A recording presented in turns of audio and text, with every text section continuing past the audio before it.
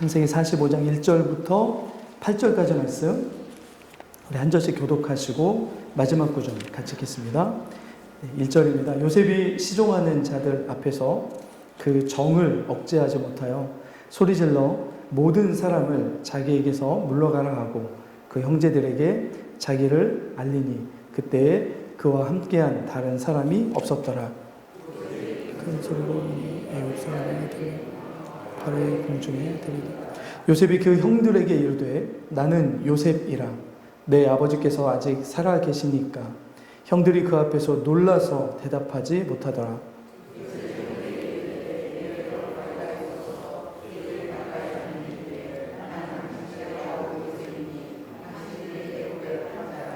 당신들이 나를 이곳에 팔았다고 해서 근심하지 마소서, 한탄하지 마소서. 하나님이 생명을 구원하시려고 나를 당신들보다 먼저 보내셨나이다.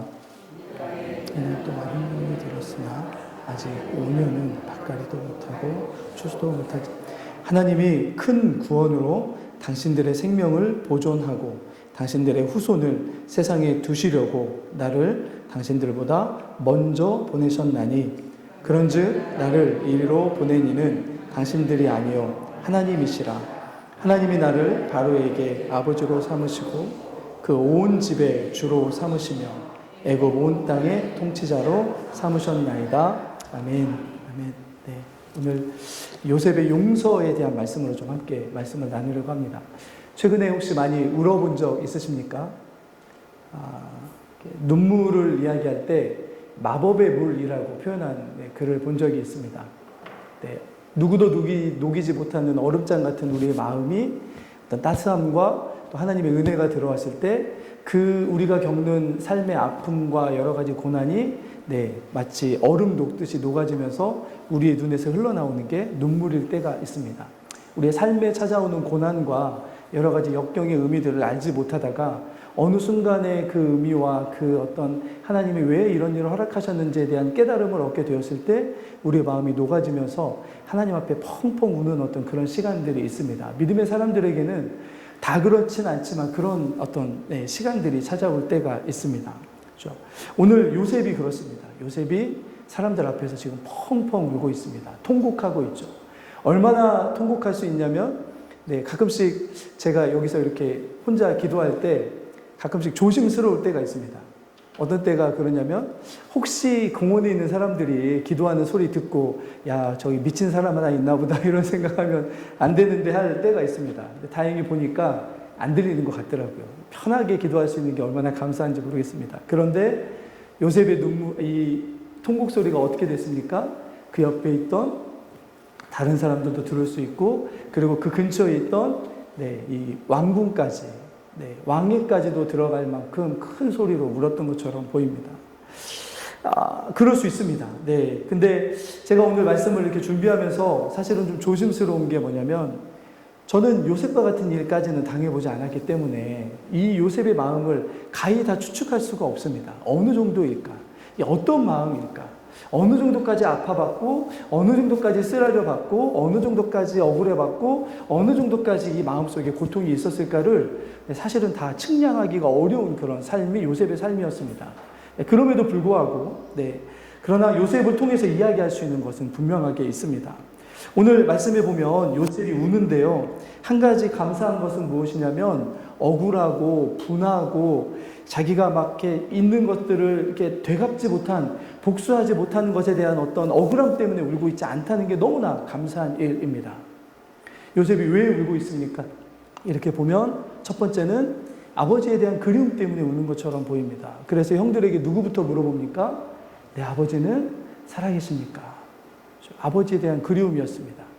그리고 두 번째는 뭐였냐면 아버지에 대한 미안함이었습니다. 왜냐하면 총리가 된 지가 상당히 시간이 흘렀거든요. 그렇다면 저희 같았으면 총리가 되자마자 뭐부터 했겠습니까? 직접 선물, 꾸러미 이렇게 보따리를 가지고 가나안 땅으로 갔을 겁니다. 가서 자기가 살아있음을 이야기하고 그런데 이 아버지의 마음을 풀어줬겠죠. 근데 요셉은 그렇지 못했죠. 그러니까 찾아뵙지 못함에 대한 죄송함 같은 것도 있었을 겁니다. 그리고 자신의 눈앞에 있는 베냐민 때문에도 울었을 겁니다. 막내 동생, 친동생이죠. 자신의 친엄마였던 라헬이 낳은 유일한 혈육. 그가 누구였냐면 베냐민입니다. 베냐민과 헤어졌을 때 베냐민은 요셉을 얼굴을 거의 기억하지도 못할 만큼의 어린 아이였습니다. 그런데 장성한 사람이 되어서 자신의 눈앞에 있는 막내 동생을 봤을 때 그 마음속에 얼마나 뭐가 막 뭉클 이렇게 끌어올랐겠습니까? 여러 가지 어떤 마음이 복합적으로 이렇게 섞여서 요셉이 지금 펑펑 울고 있습니다. 거기다 한 가지 더 뭐가 눈물을 흘리게 만들었냐면 이전에 자신을 애굽에 팔아먹을 때 형들의 모습과 현재 자신의 눈앞에 있는 형들의 모습이 달라졌다는 것에 있습니다. 자신을 팔아먹으려고 했을 때 그 표독스러움과 증오와 시기와 질투와 살이에 가득 찼던 형들의 눈이 아니었습니다. 막내 동생인 베냐민만큼은 어떻게든지 살려서 아버지께 가지고가 아니죠. 데리고 가야 된다라고 하는 그런 마음 때문에 유다가 지금 어떻게 하고 있습니까? 오늘 새벽에랑도 계속 봤던 것처럼 차라리 제 생명을 더 가져가십시오. 라고 이야기하고 있는 무엇인가 변해가고 무엇인가 바뀌어져 있는 형들을 보면서 지금 요셉의 마음이 논 녹듯이 녹아지고 있는 거죠. 여러 가지 일들이 지금 요셉의 마음속에 있었고 그렇게 그래서 요셉의 마음이 지금 무너지고 있는 거죠. 자, 그런데 오늘 요셉이 자신이 그 요셉이라고 이야기하자 3절 말씀을 한번 볼까요? 어떻습니까? 형들이 믿습니까? 믿지 못합니까? 놀라서 대답하지 못하고 믿지 못하고 있습니다. 형들이 애굽에 팔아 넘겨버린 요셉이 자신들의 눈앞에 나타났다는 것이 전혀 믿기지가 않는 일이었습니다. 그러나 믿을 수밖에 없는 이유가 있었습니다. 왜 그렇습니까? 형들만 아는 비밀을 이 사람이 알고 있었기 때문입니다. 어떤 비밀이냐면 팔아먹은 요셉. 그건 누구만 알고 있었냐면 요셉과 10 형들만 알고 있는 비밀이었습니다. 그런데 지금 그 이야기를 하고 있는 거죠. 누가 이야기하고 있습니까? 애굽의 총리가 자기가 요셉이다. 당신들이 애굽에 팔아먹은 그 요셉이다. 라고 그렇게 이야기하고 있으니 얼마나 놀라운 일이겠습니까? 상상도 못할 일이었을 겁니다. 노예로 지금 어디쯤에서 힘들게 살아가고 있거나 아니면 노예로 너무 힘들어서 죽었거나 이렇게 생각했을 형들이었을 텐데 자신의 눈앞에 살아있는 것도 기적인데 그런데 어떤 일이 일어났냐면 그 당시에 최고의 강대국이었던 애굽의 총리가 되어서 자신이 요셉이라고 밝히는 그 일은 도저히 믿지 못한 일이었습니다. 그런데 하나님은 여기까지만을 말씀하지 않으시고 오히려 더 놀라운 일을 여기서 기적으로 보여주십니다. 뭐가 기적입니까? 요셉이 형들을 용서한다는 것입니다. 요셉이 애굽의 총리가 된 기적보다 요셉이 형들을 용서하는 게 더 큰 기적입니다. 저는 그렇게 보았습니다. 도저히 용서할 수 없는 사람들 아니었습니까? 가족이었고, 그죠? 형들을 위해서 그 먼 거리를 갔던 요셉을 그죠? 죽이려고 덤벼들었던 형들이었습니다. 그리고 그 구덩이에 던져 넣었을 때, 그리고 은 20개를 받고 팔아먹어버린 그 형들을 사실은 용서할 수 있다는 것 자체가 애굽의 총리가 된 요셉이 애굽의 총리가 된 것보다 사실은 더 큰 기적인 거죠. 그러니까 요셉의 형들은 자신들의 눈앞에 요셉이 살아있고 총리가 돼서 나타난 그 기적보다 어떤 기적을 더 맛보고 있습니까? 용서받을 수 없는 자신들이 용서받고 있다는 그 정말 진정한 기적을 지금 경험하고 있는 거죠.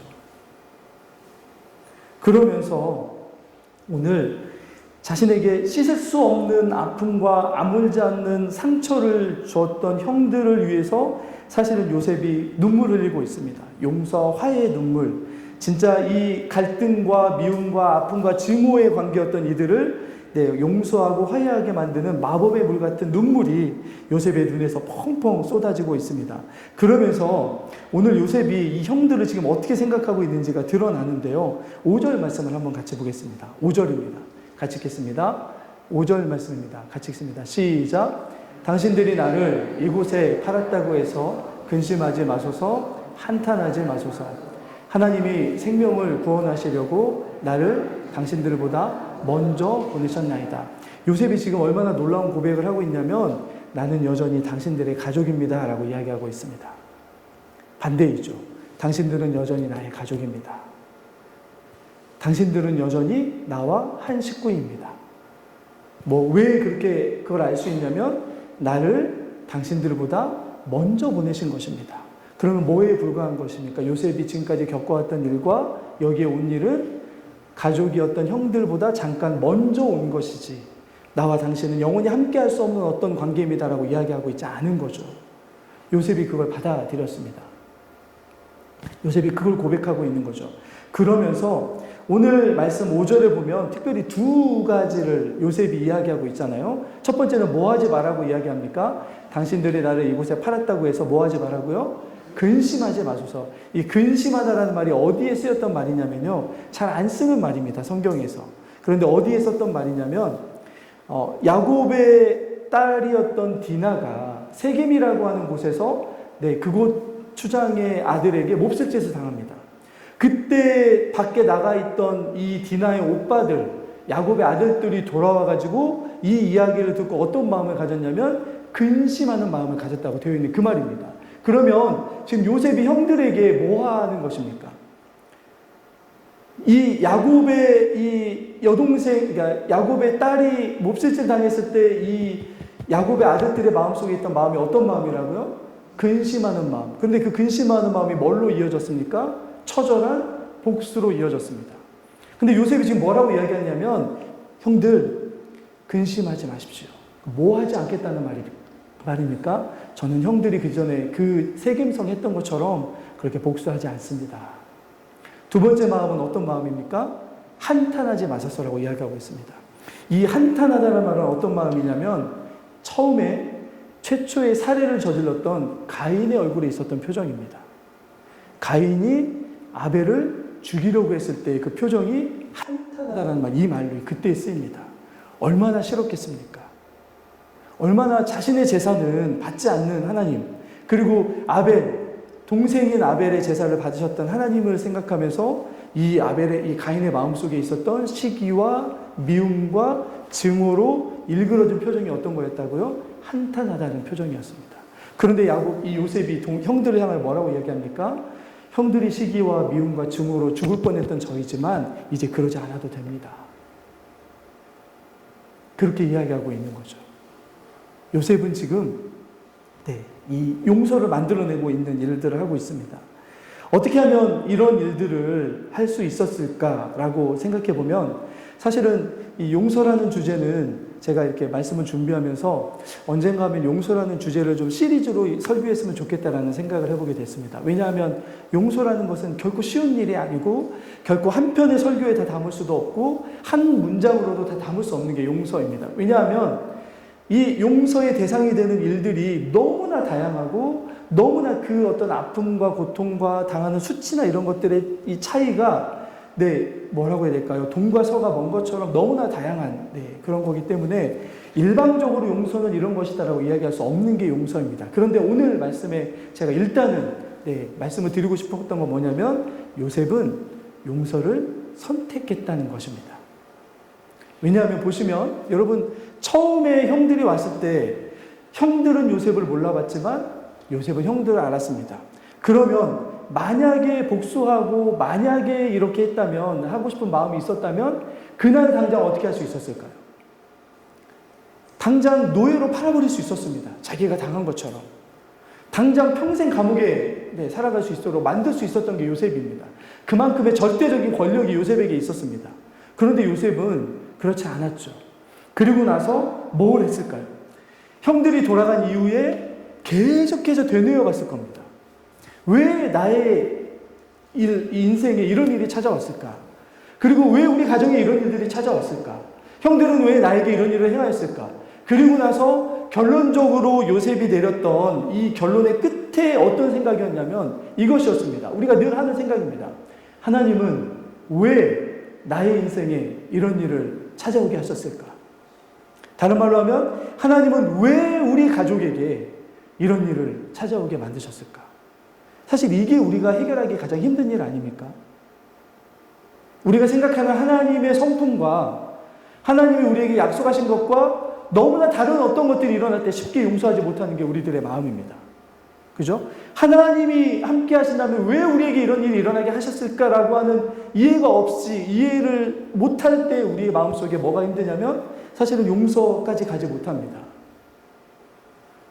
신앙인인 우리도 그렇습니다. 신앙인인 우리도 그렇습니다. 저도 사실은 오랫동안 어떤 존재 때문에 마음 굉장히 많이 아팠던 적이 있었습니다. 늘 청년회 때 수련회 가면 참 너무나 싫었던 설문지 같은 걸 하면 늘 거기에 뭐가 있었냐면 수련회가 끝나고 용서해야 될 사람이 이름을 쓰라는 설문지를 했었습니다. 늘 똑같은 사람이었습니다. 근데 제가 참 신기한 게 왜 늘 해가 지나가도 왜 이 사람을 내가 용서하고 있지 못하지? 라는 그런 생각이 들었습니다. 제가 당했던 일들이 하나님이 이런 일을 행하게 하셨을까라는 그런 것에 해답을 얻지 못했기 때문에 거기까지 갔던 것처럼 보입니다. 그런데 오늘 요셉이 결론을 내렸습니다. 용서를 선택하게 됐던 이유가 무엇이냐면 오늘 말씀을 다시 한번 보시면요. 오늘 3번이나 반복하는 말이 있습니다. 뭐라고 반복하냐면 오늘 다시 한번 5절 말씀을 한 번만 더 같이 밑에서 2번째 줄만 같이 읽겠습니다. 근심하지 않아도 되고 한탄하지 않아도 되는 이유가 무엇이냐면 자 밑에서 2번째 줄 다시 읽어볼까요? 앞에 보시고 읽어보겠습니다. 하나님이 시작. 하나님이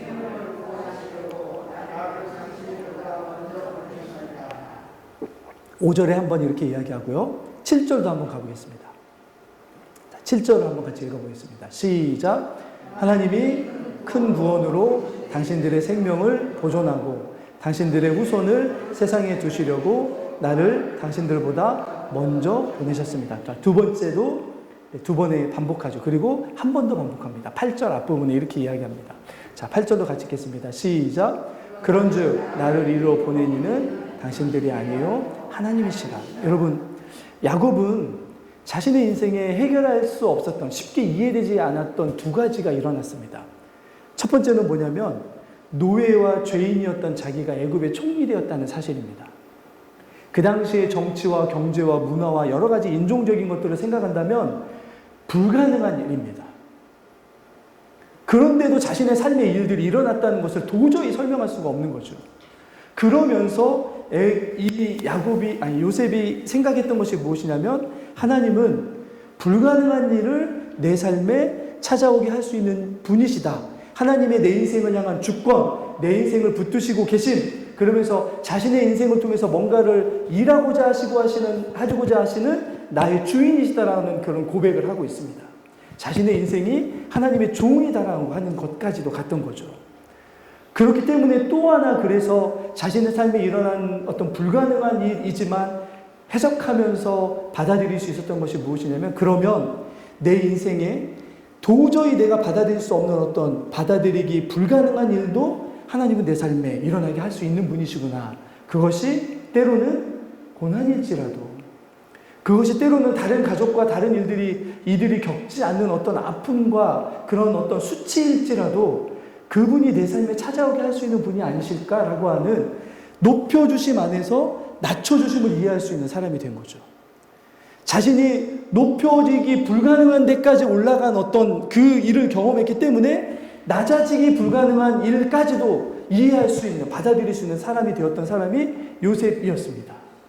하나님 그런 일을 가능하게 할 수 있는 분이시라는 거죠. 물론 다 이해했기 때문에 받아들인 건 아니었을 겁니다. 그러나 오늘 요셉의 형들 앞에서 요셉이 이런 어떤 모습을 보여줄 수 있는 이 시간들이 있었습니다. 그래서 여러분, 용서는 과정입니다. 제가 나중에도 설명해 드리겠지만 요셉이 어느 한순간에 형들을 용서한 게 아니었습니다. 그도 고민했을 것이고 밤잠을 설치고 아마 뭐라고 해야 되죠? 베갯잎이 막 적시도록 통곡하며 여기서만 울었겠습니까? 자기가 겪었던 그 두려움, 아픔, 수치, 고통, 그 막 팔려오는 순간에, 감옥에 갇힌 순간에 겪었던 그의 어떤 마음이 있었던 울분과 여러 가지 것들이 이 형들을 다시 만날 때까지 여러분 베갯잎을 적시면서 혼자 울었던 시간들이 있었을 겁니다. 그런데 그가 이 모든 일들 가운데 내렸던 자신의 삶에 찾아와 일어났던 일의 해석을 어떻게 했냐면 이 일이 다 하나님의 손에 있는 일이었다라고 하는 믿음의 고백을 합니다. 용서의 출발점이었습니다. 형들을 다 받아들일 만큼의 상태가 안 되었던 요셉이었습니다. 자신들 앞에 있었던 여전히 부족한 어떤 형들이지만, 그러나 여러분 한번 생각해 보시면 형들에게 팔려오지 않았다면 요셉의 인생이 어디까지 오를 수 있었을까요? 아버지가 지어주신 채색옷 입고 장자 행세하면서 아버지의 재물을 이어받는 데까지가 요셉이 생각할 수 있는 최고의 행복이었을 겁니다. 그런데 자신의 행복의 크기가 어떻게 됐습니까? 채색옷이 아니라 총리의 옷이 입혀지고, 그죠? 야곱의 어떤 재산의 수준이 아니라 온 애굽 나라의 재산을 관리하는 어떤 자리에까지 올라갈 수 있었던 것. 그건 요셉이 꿈꿀 수 있는 게 아니었습니다. 그러면서 요셉이 해석한 게 뭐냐면 자신에게 주신, 하나님이 주신 두 가지의 꿈이었습니다. 그것은 하나님이 요셉을 올려주신다는 그 메시지가 아니었다는 것을 알게 된 거죠. 하나님이 형들이 자신에게 절하게 만들고 아버지와 어머니까지도 자신에게 절하게 하시겠다고 하신 별들이 자신에게 절하고, 그리고 형들의 곡식의 단들과 아버지와 어머니의 이런 것들이 절하는 것을 통해서 내가 너를 반드시 높여줄 것이다 라고 하는 메시지를 주신 게 아니었습니다. 그 일의 뒤에 하나님이 뜻하신 일들이 있다는 거죠. 그러면서 자신이 높여지는 데까지 함께 하셨던 하나님이 일하시는 분이시라면 자신이 겪었던 고난과 아픔과 수치까지도 분명히 하나님의 뜻이 있을 것이라고 하는 사실을 점점점 받아들이는 사람이 되어 갔던 거죠. 물론 여러분, 제가 이렇게 이야기하지만 이게 두려운 고백입니다. 왜냐하면 어떤 일들은 우리가 죽는 순간까지 이걸 다 해석할 수 없는 일들도 있습니다. 그러나 그럼에도 불구하고 신앙 안에서 요셉이 자신과 함께 했던 그 하나님 안에서 내렸던 해석은 무엇이냐면 하나님께서 이런 일을 하게 하신 분명한 이유가 있으시다라는 사실이었습니다. 하나님이 하신 일입니다. 하나님이 하신 일입니다. 그래서 요셉이 지금 어떤 마지막에 행동을 보이냐면, 오늘 말씀 읽진 않았는데 14절 한번 볼까요? 제가 준비했습니다. 14절 말씀, 45장 14절 말씀 있는데 같이 한번 14절 15절 읽겠습니다. 시작.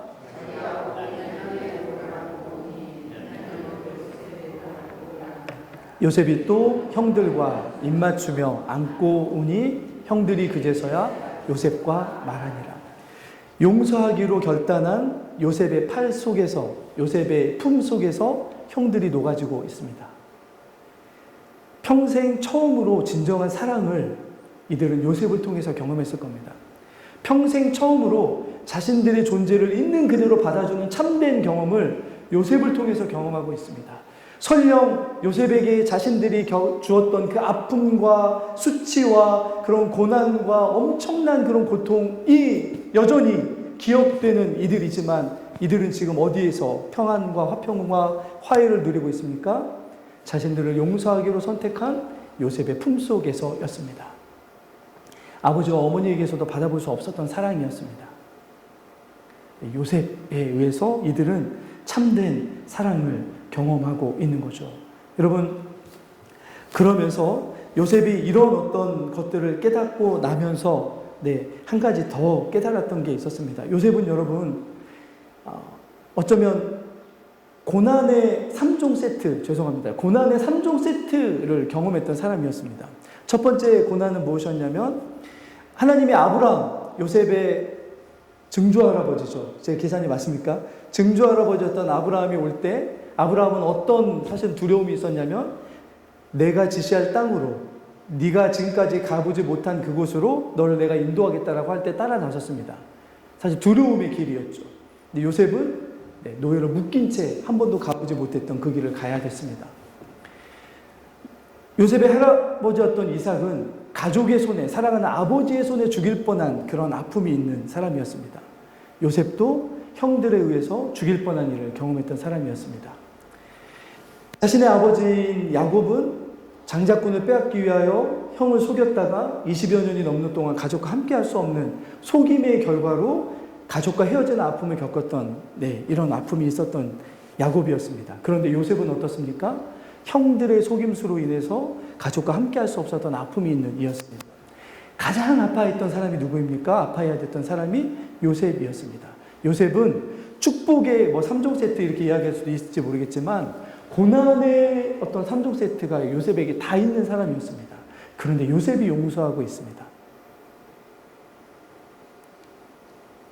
왜 그랬냐면 하나님이 자신의 삶에 계획하신 것이 있다는 것을 깨달았기 때문이었는데요. 오늘 말씀에 보시면 한 말씀만 더 볼까요? 7절입니다. 한 번만 더 7절 읽겠습니다. 같이 읽습니다. 7절입니다. 시작. 하나님이 큰 구원으로 당신들의 생명을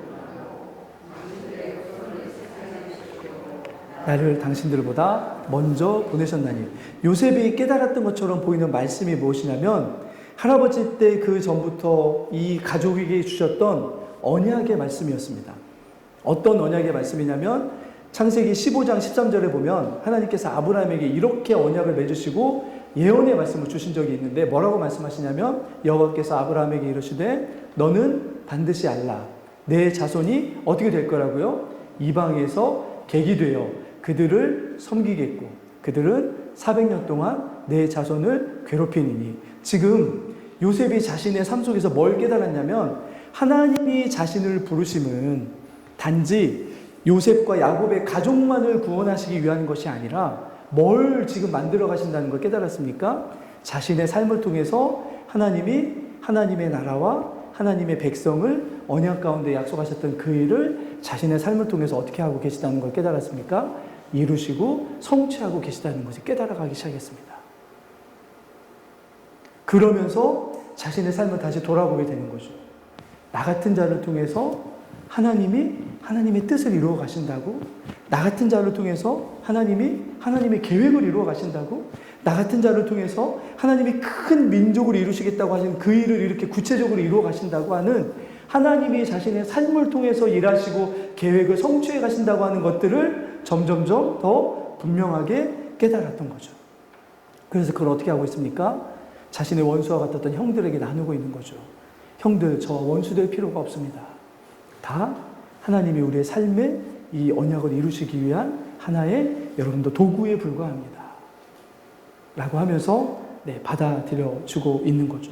여러분, 요셉은 자신의 인생에 찾아온 아픔의 무게보다 자신의 인생을 높여주신 하나님의 은혜가 더 크다는 것을 믿음으로 고백할 수 있었던 사람이었기 때문에 용서할 수 있었습니다. 이게 참 중요하죠. 그러면서 요셉의 이런 용서에 대한 약속의 말씀이 나중에 아까 이 후손이라는 말 속에 이어져 가고요. 그리고 이스라엘 백성들이 주변에 있는 이 이방 민족에게 하나님이 제사장 민족이 되게 하시겠다고 하셨을 때 그때 사실 오늘 말씀에도 그런 것들이 많이 담겨져 있는데요. 창세기 45장 안에 있는 담겨져 있는 많은 단어들이 언제 쓰이는 단어냐면 이스라엘 백성들이 자신의 죄를 하나님 앞에 용서를 받기 위해서 제사 드리러 갈 때 쓰였던 단어들이 이 안에 담겨져 있습니다. 하나님이 용서해 주시겠다고 약속하시는 거죠. 삶에 일어나는 일들과 자신의 삶에 하나님께서 어떤 계획과 뜻을 가지고 계시는지를 구하면서 살아가는 이들 가운데 그들이 그런 연약함과 여러 가지 실수를 가지고 있어서 하나님 앞에 그것을 용서를 구하러 나올 때 오늘 요셉이 형들을 자신의 사랑의 팔로 품어주셨던 것처럼 하나님께서 이스라엘 백성들에게 약속하여 주시는 겁니다. 너희가 내게 오면 내가 너희를 용서해 주겠어. 내가 너희를 사랑의 팔로 품어주겠어. 내가 너희들이 어떤 모습으로 오더라도 그 어떤 이 요셉이 보여줬던 것처럼 너희들의 삶 속에 내 약속을 이루어 주겠어라고 하는 약속의 말씀이 이 창세기 45장 말씀 안에 담겨져 있습니다. 그리고 이 약속이 나중에 누구를 통해서 일어납니까? 나중에 예수 그리스도를 통해서 일어나는 거죠. 너무나 갑자기 뛰어넘어서 죄송하지만 요셉의 이런 모습을 통해서 하나님이 우리에게 던져주시는 메시지가 예수 그리스도를 통해서 나타났습니다. 그러면서 뭐라고 말씀하시냐면 그리스도를 믿는 모든 이들에게 과연 용서는 어떤 문제인가? 라는 질문을 던지고 있는 거죠. 은혜 안에서 우리가 하나님께 얼마나 큰 사랑을 받았는지를 생각한다면 주님이 우리에게 언약의 백성 되게 하시기 위해서 얼마나 큰 희생을 하셨는지를 생각하신다면 우리가 그걸 생각한다면 용서는 어떻게 보면 선택이긴 하지만 우리가 죄송합니다. 좀 어려운 말. 필수 불가결한이라는 말이 있죠. 해야 되는. 그죠? 해야 되는.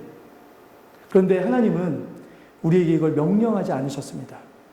하나님이 용서를 사실은 명령하신 게 아닙니다. 우리에게 용서를 권하십니다. 왜냐하면 우리가 용서할 때 뭘 경험할 수 있기 때문입니까? 하나님이 우리를 용서하셨을 때 그 사랑을 그때서야 우리가 경험할 수 있습니다. 우리가 받은 사랑은 얼마든지 우리가 깨닫고 살아갈 수 있죠. 그러나 하나님이 우리에게 베풀어 주신 사랑은 우리가 용서를 함을 통해서 경험할 수 있습니다. 그게 유일한 길입니다. 그래서 주님이 뭐라고 말씀하십니까? 주님을 찾아와서 베드로가 막 하나님의 사람이 된 것처럼 그렇게 이야기합니다. 주님, 제가 형제를 용서하는데 하루에 7번이라도 용서하면 되겠습니까? 라고 아주 떳떳하게 그렇게 자랑하듯이 이야기합니다. 근데 주님이 뭐라고 말씀하십니까? 베드로야, 아니야. 뭐라고 몇 번 용서해야 된다고요? 7번을 70번씩이라도 해야 돼. 그런데 제가 이 용서에 대한 주제를 준비하면서 어떤 분이 그 얘기를 하더라고요. 저는 횟수로 이걸 생각했는데 횟수가 아니라 과정이라는 거죠. 요셉이 두 번째 형들을 만날 때까지 그 밤을 새워가면서 아파하고 힘들어하고 자신의 마음속에 끓어오르는 복수심과 분노와 분개하는 마음과 되갚아주고 싶은 마음이 없었겠습니까? 그러나 한 번, 두 번, 세 번, 네 번의 용서의 밤들이 점점 쌓여간 그 결과가 오늘 말씀에 나타나는 것처럼 우리에게도 그러는 거죠. 한 번 해서 다 용서할 수 없을 수도 있습니다. 두 번 해서도 용서할 수 없을 수도 있습니다. 주님이 뭐라고 말씀하십니까? 그 횟수가 문제가 아니라 용서할 수 있는 데까지 그 과정을 밟아가라는 거죠. 그러다 보면 어느 틈엔가 우리 안에 뭐가 생겨납니까? 주님이 어떻게 우리를 그 거룩하고 정의로우신 분이 우리를 용서하여 주신지에 대한 마음들이 우리에게 샘솟기 시작합니다. 그래서 주님이 우리에게 가장 어려운 이야기이긴 하지만 그래서 여러분 보시면 마태복음에 그런 말씀이 있습니다. 마태복음 18장 말씀 말고 제가 다른 말씀 안 했습니까? 우리가 늘 외우는 주기도문 말씀에 보면 우리가 너무나 잘 아는 말씀이죠. 하나님의 뜻이 이 땅에 이루어지기를 구하는 사람들이 해야 되는 기도가 있습니다. 그것이 무엇입니까? 우리가 우리에게 잘못한 사람들, 죄 지은 사람들을 용서한 것처럼 우리도 어떻게 해달라고요? 우리를 용서하여 주십시오. 그렇죠? 어떻게 이게 가능합니까? 그게 뭐가 전제되냐면 하나님이 우리를 어떻게 용서하셨는지를 이해하기 때문에 우리에게 그런 사랑이 부어지고 있기 때문에 주님, 그리고 왜 날마다 이걸 기도하라고 말씀하셨을까요? 어쩌면 우리가 살아가는 세상은 날마다 우리에게 공격해오는 우리의 마음을 상처 주고 아프게 하고 힘들게 하는 일들이 지뢰처럼 도사리고 있습니다. 그런데 그 길을 가야 되잖아요. 십자가를 지고 가라고 하신 주님이 가라고 하신 길이 그런 길, 그래서 좁은 길이라고 주님이 말씀하십니다. 그런데 넓은 길이라면 얼마든지 다 내려놓고 나아갈 수 있습니다. 좁은 길이라고 말씀하신 이유가 무엇입니까? 이 기도하라는 거죠. 해야 된다고 했으면 좋겠다고 말씀하십니다. 그러면서 뭘 기도하라고 말씀하십니까? 주님, 제가 용서받은 것처럼 제 삶에도 이런 참된 용서가 나타나게 해주십시오. 그때 뭐가 우리에게 보여집니까? 우리가 하나님의 나라의 통치와 하나님의 주권과 하나님의 영광과 능력에 붙들려서 살아가고 있는 하나님의 백성이라는 증거가 그때 우리에게서 나타납니다. 그래서 주님이 말씀하신 게 주님의 뒤를 따라오는 길이 얼마나 힘든 길이라는 것을, 그래서 예전의 말씀의 버전으로 보면 좁고 그 다음에 뭐라고 되어 있습니까? 협착하다라는 말 되어 있습니다. 거칠고 힘든 길이라는 거죠. 그러나 그때에야만 우리 안에 그리스도의 형상이 나타날 수 있습니다.